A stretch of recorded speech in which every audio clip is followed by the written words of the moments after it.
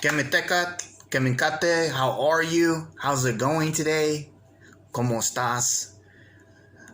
I've really been procrastinating on making videos. Lots of reasons. I've been really busy.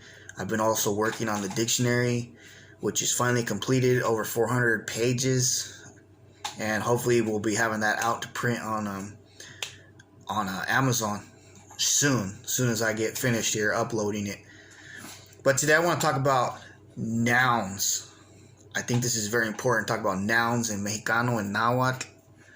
It's really a basis from which you can start and really build your understanding. If you can understand nouns and how they work, it will kind of allow you to understand some of the other things: noun possession, plurals, verbs, and how the language works in itself. Now, for all of you that didn't pay attention in elementary school, a noun is a person, place, or a thing. Now, like any language, there's different type of nouns. Today we're going to talk about basic nouns. What is a basic noun? Well, for example, in English, a basic noun is like a book, a person. These are opposed to what are called verbal nouns. Verbal nouns are nouns that are based upon verbs. For example, teacher, that is a person, right? That's a verbal noun, though, because it's based upon the verb to teach, teacher. So today we're going to talk about basic nouns. Now basic nouns are also identified by their stem and their absolute suffix. So those are the two things that we want to try to understand today, is the noun stem and the absolute suffix. First off, what is a noun stem? What is an absolute suffix? A noun stem is the part of the noun that carries the meaning. For example, let's use a word from the calendar, masat. Masat means deer. The noun stem of this word is masa. Masa means deer.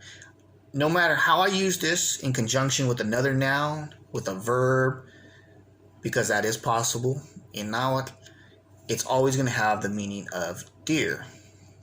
Now the ending, which is really well known or famous in Nahuatl, is the TL that we find at the end of this word, masat.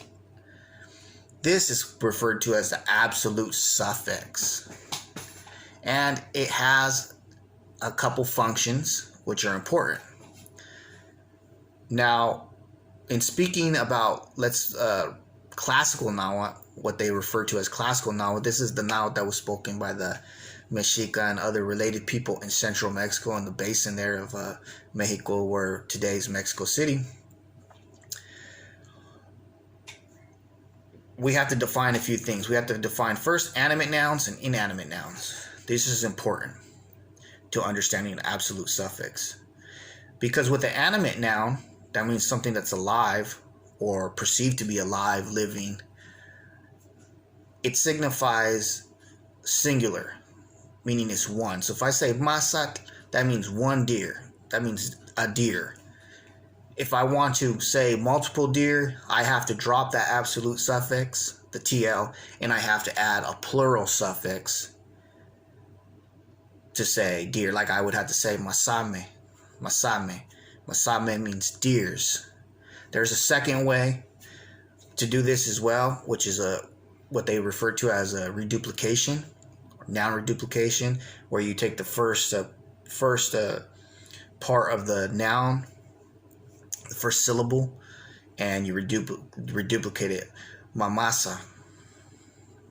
So we're going to discuss those things later. So today, just understand that with the animate noun, if we see an absolute suffix, that's telling us that that noun is singular. So the TL stands as, for one, it stands as a placeholder for number. Now, keep in mind, in Nahuatl thought and culture, things that we in Western cultures, who are a part of Western cultures, who speak Western languages like English or Spanish, things that we perceive as not being animate, like a rock or the sun, those things are perceived as animate in indigenous cultures, especially Nahuatl cultures. So those type of things would be able to be pluralized.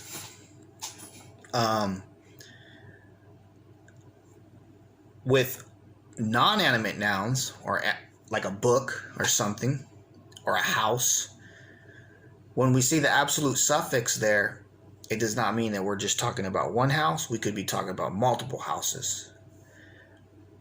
So in this case, the absolute suffix does not carry the number significance. But it does carry is that the significance that the noun is in itself not belonging to anybody. It is not possessed. For example, if I want to say my dear, I have to drop that TL, drop it. I have to convert it to a UH, which is a W sound. And then I have to add what's referred to as a possessive prefix. Basically, I have to say my, no. But unlike English, this my, no, goes directly in front of the noun and becomes a part of it. So, no masao, my dear. So when you see an absolute suffix, you know that this noun here is not possessed. It is not belonging to anybody. It is not attached to anything. It is not modified in any real way. So that's what the significance of the absolute suffix is. Now, we're talking about Mexicano though, or Nahuatl from Jalisco, southern Jalisco, Tuxpan to be exact. So our significance is a little bit different, or the significance we place on an absolute suffix are a little bit different, because in Mexicano, all nouns can be pluralized, inanimate and animate nouns. That means if I want to say my books, I can pluralize that. Whereas in classical now, you would just say my book, which could be understood as my books or my book. Not the case here in Jalisco. Additionally, the forms of the absolute suffixes in Jalisco are a little bit different than are found with classical Nahuatl or other variants, like many people are aware of, like in the Huasteca, Guerrero Nahuatl, etc. So we're going to compare those a little bit. I'm going to use those as a ways of trying to explain the absolute suffixes in Mexicano. So we have the noun stem and the absolute suffix. In Mexicano and now in general, there's basically 4 absolute suffixes. The famous one of classical now is a TL. Now this TL sound or phoneme is not found here in Jalisco. In place, we have either a L, just a regular L, or a devoiced L. A devoiced L is what you find in Tuxpan and surrounding areas. I believe it's also found in a part in Guerrero, one of the locations there in Guerrero where they speak a very similar variant. So they're also included in the Western peripheral dialects or variants of Nahuatl. So we have a devoiced L. This devoiced L is not that difficult to pronounce, although some people think so initially. It sounds like this. It is found in many languages. One European language that comes to mind is Welsh. It's found in Welsh. Indigenous languages that come to mind, it's found in Dene or Navajo. So I assume it's also found in related Athabascan languages. And from what another brother told me, it's also found in like Wintun in Northern California. So how would we say deer? We wouldn't say masat. We would say massage, massage, massage.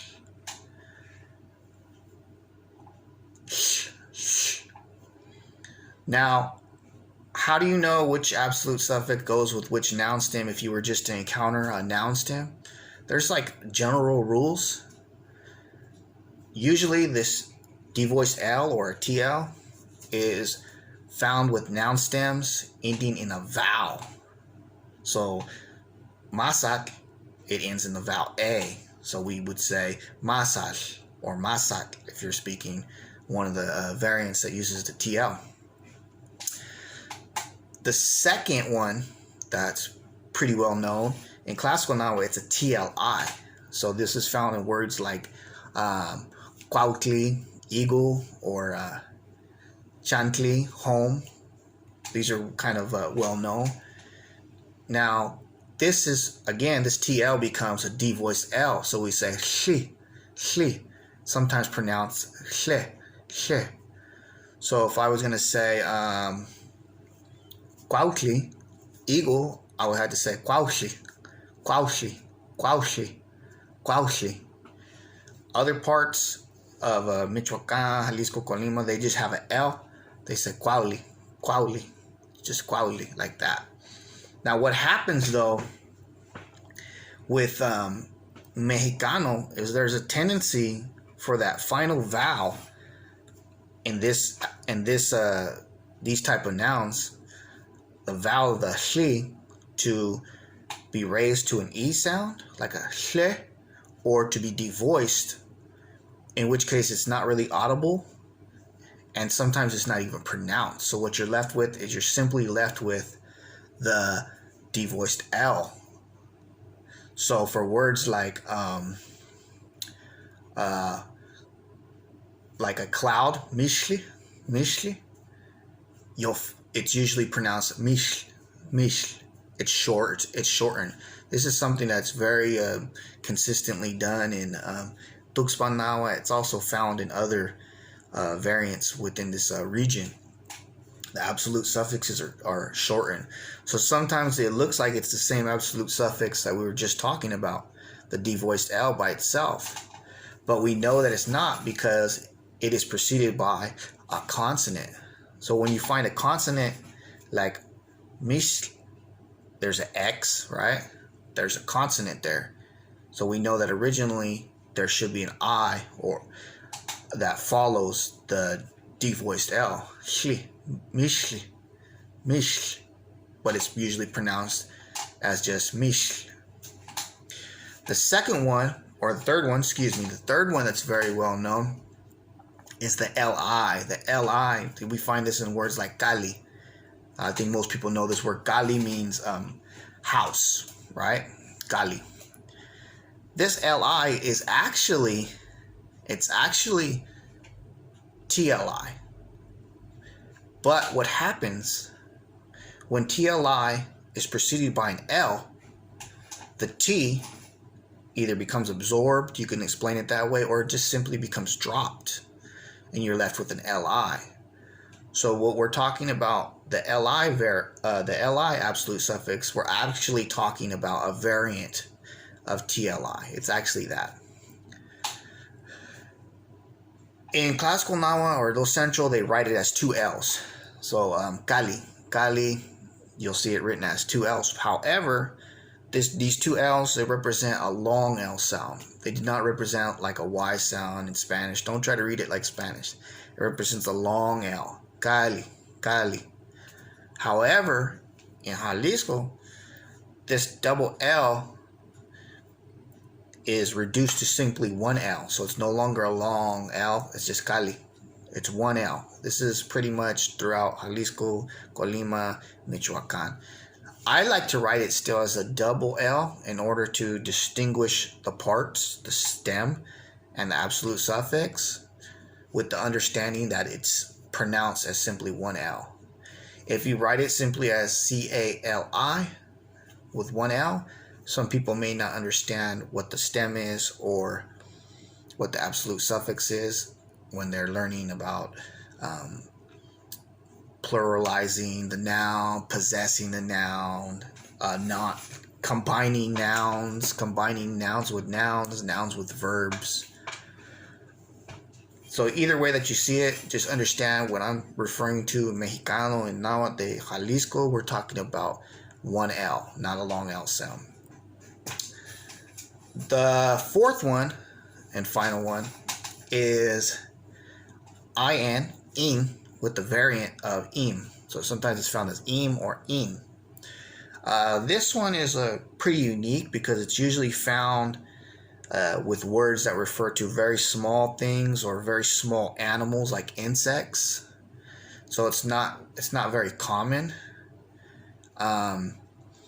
So for example, let me think of a word here. Oquilin. Oquilin means a worm. Oquilin. So you have the IN there at the end. Oquilim, worm.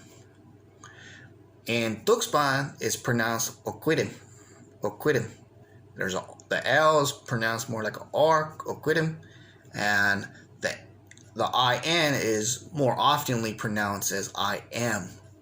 So I put those both as variants, but they can be pronounced either way as an in or im.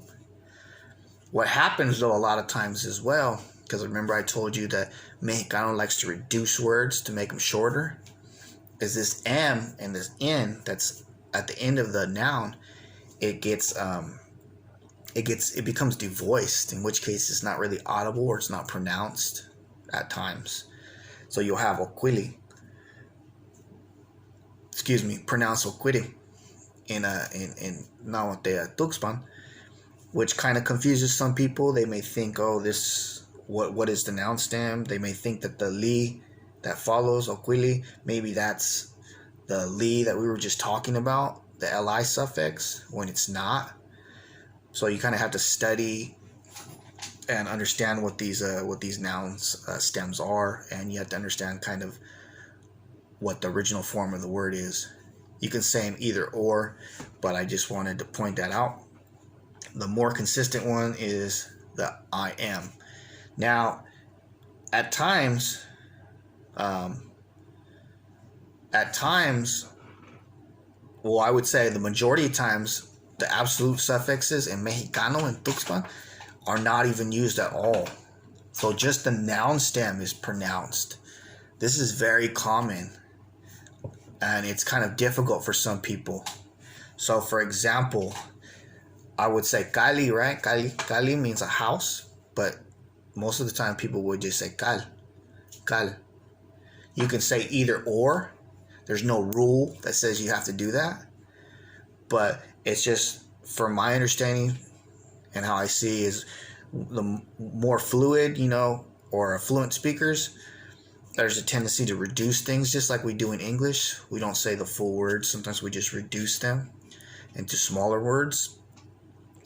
And that doesn't just happen with the absolute suffixes. That actually happens with parts of whole words, verbs, verbs and nouns. For example, I'll give you an example. In classical noun, we say cuauhitl. Cuauhitl is a tree, right? In Jalisco, they say, or in Tuxpan, it's cuauhitl, right? Remember, we changed the TL to D voice L, cuauhitl. But it's also sometimes pronounced just as an L, cuauhitl. But the tendency is for this word to be reduced to cuel, or cuil. So we've taken the A, we've lost the vowel of the first syllable, the A from qua, that's been dropped, and then the HUI devoiced L has been changed to huel, and sometimes it's even reduced even farther to quel. And this is actually found in Michoacan as well, where they say cuel, like that. So those are the absolute suffixes. There's 4 of them in Mexicano. They're a little bit different than other variants. If you're going to possess a noun, sometimes these are dropped. In other variants, they're always dropped. We're going to talk about noun possession in another video. But for now, I just wanted to talk about the 4 absolute suffixes, where you find them, and what they signify. If you have any questions, go ahead and put them down there at the bottom. I'll answer them as best as I can. The next video we're gonna do the plurals, I think, or possession. Let me think about it. One of those. But Timotasque, and thank you.